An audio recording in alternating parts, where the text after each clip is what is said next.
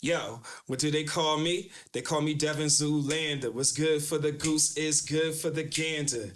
Yeah, they call me Devin Zoolander. What's good for the goose is good for the gander. And I look good on camera. You know I look good on camera. Yo, wait, before we do this, we gotta play a song because I gotta get everybody's nerves, mainly mine. I gotta get them calmed down a little bit. So let me see. Okay, here we go right here. We're just gonna play something. We're gonna vibe a little bit. All right. Okay. I like that song. Okay. All right. Testing. Okay. Wow, this is amazing. This is so cool. I'm sitting here. To my left, we have a woman by the name of Heaven Lee, who is the owner of the skincare line With Love from Heaven. So let's give her a round of applause. That's enough. All right. And to my right, I have the owner of Puppuccino Boutique. Please put your hands together for Lauren. That's enough. Enough is enough. Yeah. And in the middle, in the center, we have Dev Zoolander. That's enough. All right. Yeah, gotta love it. Got him, bing bong. Bing bong. Wow. Yeah. Just know upstairs I'm going hard. Right. Hey, yo, Ariana Grande. No, I can't do it. I'm Hey, 35. yo, baby, take me out to dinner. Right. Hey, yo. Okay. All right. So how are you ladies doing tonight? Wonderful.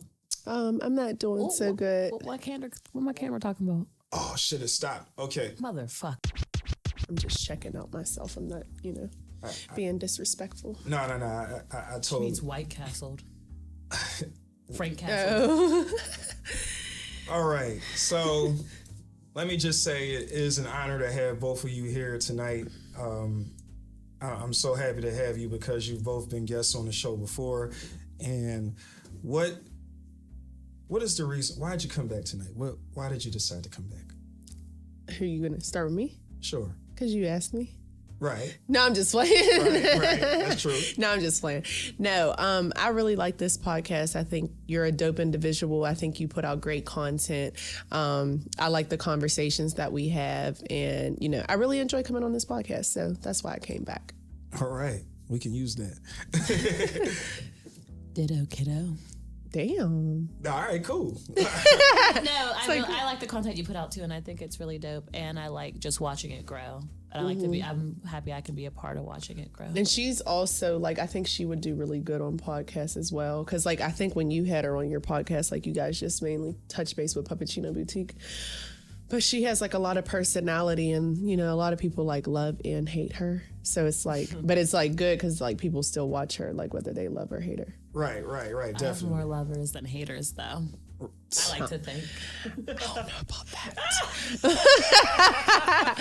But I think she would do really good on reality TV or she has a lot of personality and I think she would do good on podcasting and things like that. So yeah, I agree.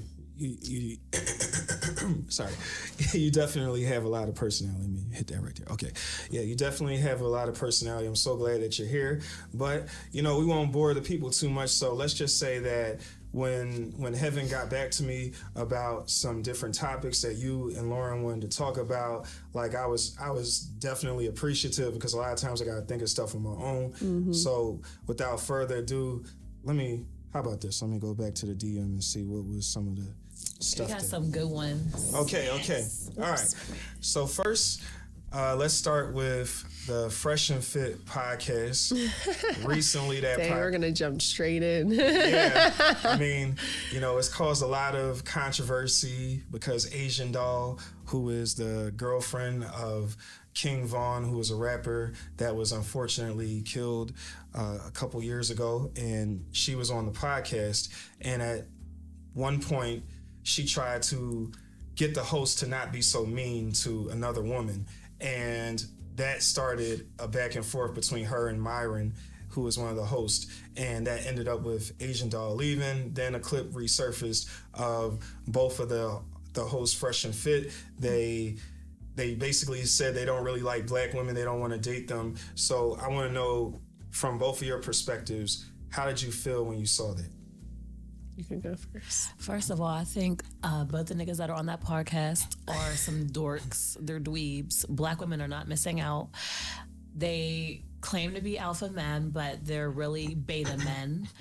And again, they're dorks. But what I will say is I don't care about black men, any man having a preference. We all have preferences. And I feel like you can date somebody out of your race and not be self-hating. I feel like I don't like when people are like, oh, you date white men or you date this, da-da-da-da. You don't love yourself. Well, no, I do love myself, but I can also date a different race and still love myself and love my people. With them, my biggest issue was because they kept trying to say, oh, it's preference, it's preference. It's not preference. Or it's preference, but then you're also being disrespectful. Like you're saying like, oh, we're not night riders and black women are unrefined and black women are annoying and they can't be tamed. When all you could just say is, I just prefer dating white women or Latino women. You don't have to put down black women because it's an irresponsible comment to make, especially when you're on a platform that big. Like you're on a platform and black and brown people are watching. And nigga, you're black and brown. Talking about you're not a night rider. What do you mean? Right. And I would have been like, oh, well, is your mama unrefined hood bitch? That's what I would have said. Right, they wouldn't want me on that podcast because I would chew them out. All right, let me stop. All right, well, thank you, Lauren. How do you feel, Heaven? I pretty much feel the same way. Like we're kind of in agreement on that topic. I feel like you can have your preference if you're into white women, whatever the case may be, because I think that's mainly what they're into. But if you're into white women, that's fine, but you don't have to put down another black woman. Because actually on the podcast episode where he's Fresh, the dark skinned one, the Jamaican, he or whatever he is, but whenever he put down black women saying like, oh, they're annoying, they're ratchet, and they don't listen, whatever. It was on a panel full of damn near white women. And there was one black woman, and that was them giving her a compliment saying like, you're not the stereotypical black girl. And granted, like, yeah, there are stereotypes. Like there are, like with each race, I feel like there is. And I also feel like with them, yeah, they do pick on everybody. Like they're not, hold on. They do pick on everybody because I watch Fresh and Fit, and they do pick on everybody. Like they don't just single anybody out.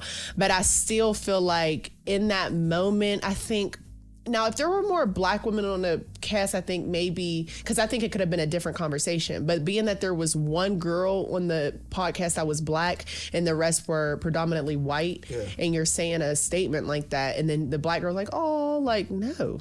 Like if there were all like, oh, and then the black girl looked uncomfortable as hell. And I'm like, if there was more black women on that podcast that day, I feel like that conversation would have went differently. Like it wouldn't have been stopped at just that. It would have been like, wait, what? Like, why do you think that, or why do you feel that way? Because just like they say, like how women say, like, oh, niggas ain't shit or whatever. And they're like, oh, the niggas you deal with. So maybe the black women that you're choosing, which I doubt you're even choosing any because ain't no black woman choosing you. I definitely agree with that. Like, I don't feel like black women would deal with them. Right. But yeah, like it's equivalent. Like, the black women maybe that you're choosing are annoying, ratchet, whatever the case may be. So try a different black woman. There are so many different types of black women in this world. And I feel like there's way more than what the stereotype portrays. Way more good black women as opposed to the loud, ratchet, ghetto, whatever. Like you're just seeing that from like mainstream Love and Hip Hop, things like that. And it's like there's way more to us. Right. Yeah. Well, thank you very much. I think when I saw, because I'm not really a fan, so I don't really tune in. I only catch the clips that go viral. And when I saw it, I was just like, I felt for Asian Doll, because in fairness, she did interject herself into something that didn't directly concern her, but from the perspective of, I guess you could say, a black woman standing up for another black woman, because the black woman that he kept telling to be quiet was a lot more timid and meek, so she could just kind of fall in line. or that's in the clip I saw. I didn't see the whole thing, so if that's inaccurate, then we'll talk about her next. Okay. But what I saw was Asian Doll being like, "Look, I ain't got no filter. I don't like this shit. That's not cool." And she called him mean. She said, "You're mean as fuck," but like. She didn't disrespect your mom, your girlfriend, your country, your religion. She didn't come at you in that kind of way. Right. So when you come back at her like that, and then you essentially make the environment more hostile than it already is. Okay. Well, okay, so I feel like with the whole Asian, because the Asian Doll and them talking about the race thing are two totally different situations. I think the Shade Room just kind of like intertwined them. Asian Doll actually had made a comment. She was like, they hate black women. Yeah, so then those somebody clips. had resurfaced clips. Right. And like basically like, yeah, they do hate black women, and that's why those clips came about. But with the Asian Doll situation, I mean, they were having side conversations, and I watched the whole episode, and I feel like the girl that was interrupting, the timid girl, like the real timid girl, she was, talking and being interruptive throughout the whole episode. Now, if you watch the podcast, Myron is a dickhead. Like the way he talks to guests, I do feel like that shit. It's all about your approach, like how you say it. Right. But I also understand like he's very like, military style, and he, wants things a certain way. It's his house, it's his podcast. And I could understand the frustration of having like 10 girls on a set, and then you're constantly telling this one girl to be quiet. So I get it on that aspect, but I feel like I don't like how people, and please, I don't want to sound like a coon for this, but I don't. Get the tap dancing shoes out. No, I just, because I don't like how people are trying to be like, oh, she's defending another black woman. Like, and it's like, I don't think it was like That's what it looked like to me. No, she was, but at the same time, like when he told Asian Doll, he said, or he told the girl, he was like, be quiet, whatever. Asian Doll said, "Oh, you mean?" And he was like, "What? I'm not mean." Like, like I told her multiple times, like you weren't here. And then in the middle of him saying that, she was like, "I don't care. I don't give a fuck." Like you're on his and granted, I hate how Myron is as a person, but like in that moment, I don't think he was wrong. Like she kind of like disrespected him first. And she, like, you came late, then you sit down and you're having sad conversations with this girl. But okay, cool. I don't even say nothing to you. I say something to her. Then you interject and say, "Oh, you mean?" And then I say like, "Oh, what? I'm not mean." But I had already told her several times to be quiet. I don't care. I don't give a fuck. Stop talking. Like, yeah, of course. Like, I do think Asian Doll's approach was maybe a little bit. Yeah, because she probably harsh, already but I mean, knew how he was. Yeah, and it's kind of probably like a defense mechanism. But my issue with Myron, from what I've watched, because I watched the podcast as well, he picks on women, and he doesn't do that. He doesn't have the same energy with everybody. So it's like, okay, if you're Mr. Military, Mr. Alpha, have the same energy with every guest. Like I said, I just watched one earlier, and the woman ended up leaving because the man kept cutting her off, and she was like, "Yo, stop cutting me off." And she ended up like cussing at him, and they were like, "Don't cuss at him." And she's like, "He's cutting me off. I let him talk. He's not letting me talk." And he keeps cutting everybody off. Like he's just saying a bunch of bullshit. He's not even saying anything of value. So she ends up leaving because they said that she was being annoying. But he never has the same energy with men.